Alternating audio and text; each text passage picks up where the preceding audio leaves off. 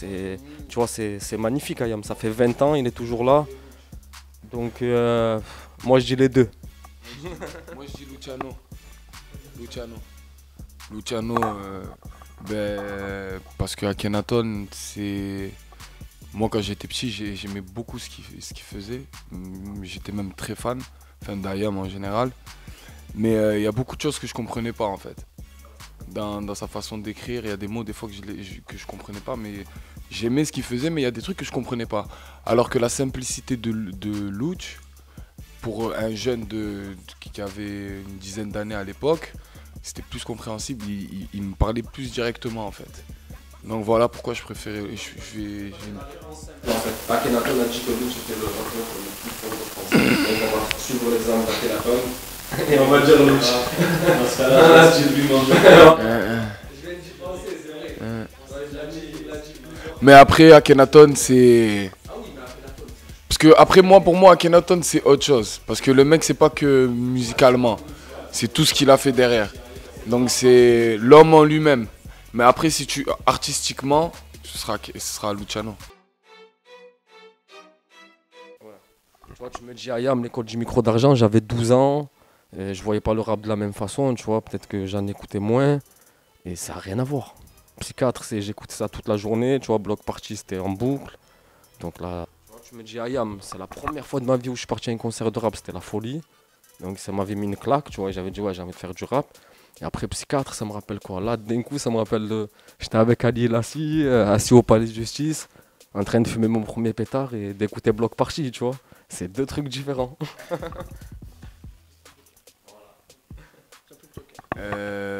Moi, Ayam.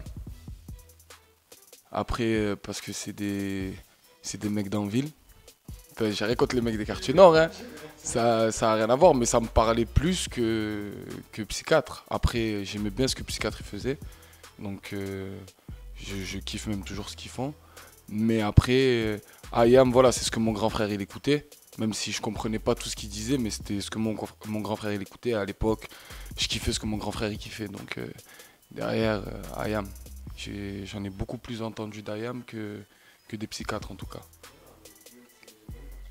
Ouais, je pense que c'est pareil. Hein, s'il fallait choisir, je pense que ouais, c'est Ayam. Automatiquement, c'est toute une jeunesse, c'est toute une influence. Ouais. Parce que c'était quand même les représentants de Marseille à l'époque. Oui, à l'échelle nationale, c'est Ayam. Nous, c'était une fierté. Ils étaient là, ils scandaient notre secteur dans toute la France avec la FF. C'est ça, ça veut dire moi quand je te dis le premier concert, c'était au Café Julien, il y avait la FF, ils étaient pas encore ce qu'ils étaient, tu vois, c'était vraiment... Il y a 2 secondes, il a dit... Non mais c'est ça, mais c'est pour ça que je dis, non mais Ayam, tu vois, mais il explique. Non mais c'est vrai, tu vois, on s'est senti représenté à ce moment-là. Maintenant, les Psychiatres, je pense qu'à leur époque où ils sont sortis, c'était eux qui Ayam et la FF, ils avaient déjà fait ce qu'ils avaient à faire. Et à ce moment-là, il nous fallait un groupe issu des quartiers nord qui nique tout. Et ça a été les Psychiatres. Et ils ont fait le taf qu'ils devaient faire. Mais maintenant... Hein? Non mais c'est vrai. Non mais c'est vrai. Il fallait parce que à Marseille, dans le rap, il y a deux secteurs qui sont vraiment cotés le plus dans le rap, c'est le centre-ville et le quartier nord. C'est deux écoles différentes.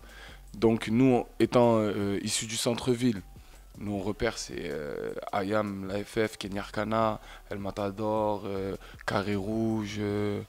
Et après, il y a les Psychiatres qui sont arrivés beaucoup plus tard. Parce que ça fait un moment qu'Ayam et FF, ils étaient déjà dans le bain. Donc nous, on a grandi en premier avec eux. Donc Ayam. Et après, la Psychiatre, ils ont pris la relève. Mais voilà, moi j'ai une préférence pour Ayam, c'est tout. Oui. Moi, pareil, pour moi, préférence pour Ayam, pareil. J'écoutais ça depuis petit, plus longtemps aussi. Et aussi, moi, j'ai connu Psychiatre, pas à Bloc Party en fait, après, à Stone, je crois, ou peut-être un truc comme ça. Non, à Stone, le monde des Stone. C'est pour ça, donc j'étais déjà, moi, bourré de trucs, de Ayam dans le crâne, quoi.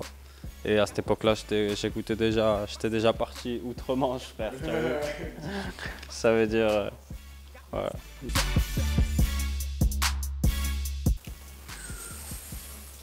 quoi. C'est que t'es quelque chose de bien, je l'ai vu mes lunettes et tout, ouais, mais là c'est artistique, c'est la folie. Moi je dirais RDK. Ouais, je dirais aussi RDK. Ouais, ça me parle plus. Mais à chaque fois, en fait, tu nous as donné. Ouais, en fait, qu'on aime bien. non, en C'est fait, ça, le il faut truc, c'est que tu nous donnes depuis tout à l'heure que Les gens avec qui on des pense. réponses où, tu vois, presque, j'ai envie de te dire, tu vois, où on te dit pas à contre-cœur parce que c'est quand même véridique, ou par exemple, tu vois, c'est quand même REDK parce qu'il représente plus, tu vois, il représente plus la ville. Mais à chaque fois, lui que tu cites après, c'est quelqu'un qu'on apprécie quand même aussi, tu vois, musicalement Tu vois, aussi, on a tu été à vois. son concert, on a fait sa première partie, là, il y a pas si longtemps, à Ginger Vigo, tu vois. Franchement, c'est des gens qu'on apprécie vraiment musicalement à chaque fois. Tu vois, les deux, on les apprécie, tu vois, vraiment beaucoup. Mais voilà, après, comme on t'a dit, REDK, on le connaît. Bon, après, comme tu as dit, c'est pas sur ça qu'on juge. Hein. Il nous a toujours Mais mis des claques, tu vois, RDK. REDK, depuis qu'on est petit, tu vois, pour nous, c'était le kicker, tu vois, marseillais, tu vois. Nesbill. And the Zest. Nesbill aussi fait partie des gens qui nous avaient aidés un peu à l'époque. Il parlait de nous, je m'en rappelle. Il avait fait un concert au quartier chez nous. Et on avait rappé juste avant lui. Et voilà, il avait repris le micro. Il prenait la parole pour nous. Il disait waouh, je croyais que le rap à Marseille c'était mort, mais je viens d'écouter Révolution urbaine et tout. Ça arrive très bientôt. Et voilà, depuis, il nous avait tweeté. On l'avait revu. Il avait parlé de nous encore dans une interview. Donc voilà. Et musicalement, je pense à Nesbill aussi. Bon, il a fait des sons qui m'ont marqué. Et j'ai beaucoup écouté. Ouais. Son premier album, il est énorme. Son premier album, il est énorme. Son premier album, ouais. La mélodie des briques. Les larmes de ce monde. C'est là où il y a la voix, là. Les larmes de ce monde. Non, Nesbill. De toute façon, en termes d'écriture, il est trop loin. Et je Ça aurait pu pense- être un rappeur marseillais. mais je pense que la vie globale et que Nesbill est un génie qui n'a jamais été reconnu à sa juste valeur. Parce que nous, on kiffe vraiment ce qu'il fait. Surtout qu'on l'a vraiment écouté beaucoup. Son premier album, pour nous, c'était une claque. Donc derrière, le fait de voir qu'il réussit, il n'arrivait pas à vraiment sortir, nous, ça nous a un peu refroidi au niveau de ce qui était la mentalité du rap français, tu vois. Parce que franchement, en termes d'écriture, j'en connais pas beaucoup qui ont sa plume. Après, des fois, c'est un peu glauque, pour certains, mais moi, c'est un univers que, franchement, j'apprécie. L'intégration, c'est une saucisse dans le cul. Un saucisson dans le Un cul. saucisson dans le cul, voilà. Voilà, c'était trop. Je retiens de Nesbill. Djoulou l'Algérie, non. Je vais te dire l'Algérie, non, tu vois, parce que c'est vrai, hein. Ça me rappelle que les gars de ma vie. Ouais, j'en ai écouté, je vais pas te dire que j'ai écouté beaucoup l'Algérie, non, mais j'en ai écouté plus que du tout. Donc je pourrais pas juger tout. Moi, je dirais Jul. Aujourd'hui, il a vraiment une force à Marseille. Dans l'air du temps. Les gens, vraiment, à Marseille, il est vraiment écouté. À Paris aussi un peu. Mais à Marseille, genre, il est vraiment soutenu à fond. C'est parce que il représente bien les Marseillais. Tu vois, quand on parlait de rap réaliste, un peu, tu vois. Les gens, ils se reconnaissent dans ce qu'il dit, dans leur quotidien. C'est... Ouais, je pense. Je pense que c'est ça qui fait que ça marche. Et je dirais Jul. Il est des quartiers sud. Des quartiers C'est sud. le premier représentant des quartiers sud. Ouais. Vraiment connu. Ah, ça y est. Mais maintenant, après, il collabore avec le label de Black Marché et Liga One, qui est au quartier nord, donc je sais pas où. Salif, je le connais depuis l'album où il était sur les toilettes, là. Où il faisait. C'est chier là. Mais c'était quoi déjà le son émeute là, où il parlait d'émeute là. Il dit on va aller sur la Canebière. C'est quoi? C'est. Putain, je me rappelle plus de son refrain. Bon, c'était un truc de fou. C'est passé sur Skyrock. Non, qui 17 ans, tu es fou quoi. C'était. Voilà, c'était. J'étais petit. Non, c'était vraiment à l'ancienne. Non, lui, il avait 17 ans, je t'ai dit. Qui lui? Ah, lui, je sais pas quel âge il avait. Passé sur Sky, il avait 17 ans. Ah, peut-être. Ah, je croyais que tu me disais que quand il passait sur Sky, j'avais 17 ans. Non. Mais par contre, le problème, c'est que Booba, il a fait Temps mort et Mauvais Oeil. Et quand tu écoutes ça, Temps mort. il pourra faire tout ce qu'il veut derrière. Tout ce qu'il veut, les sons qu'il veut, avec des vocodeurs qu'on aime ou qu'on n'aime pas. En fait, il a trop prouvé. Voilà, il a trop prouvé qu'en fait, il pouvait faire dans le meilleur. Et ça veut dire que maintenant, je pense que derrière, maintenant, à l'heure actuelle, je pense qu'il a un peu relâché la pression. Il a un peu désaccéléré en faisant. Je pense que c'est un peu voulu.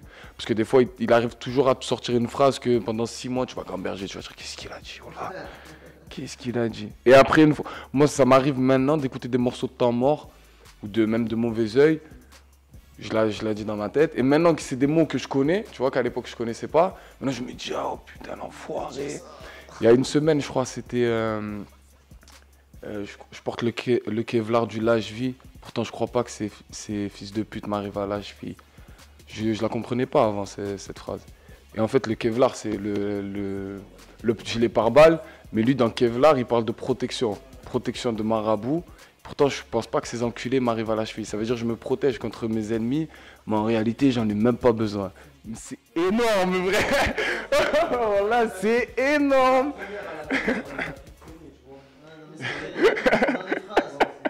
Dans les phrases qui te dit, genre, qu'aujourd'hui, de temps en temps, il t'envoie des phrases où tu réfléchis pendant 6 mois, du genre, Sagittaire avec un gun, je dépends d'un autre système lunaire.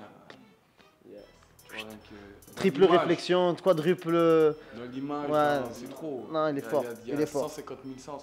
Mais Salif, cette façon qu'il a d'être cru et de parler de. Il a un peu la façon de Lou, je pense. Mais à l'échelle parisienne, tu vois, banlieusard. Même pas parisien, surtout banlieusard. Ouais. Banlieusard limitrophe de Paris. Limite, Rof.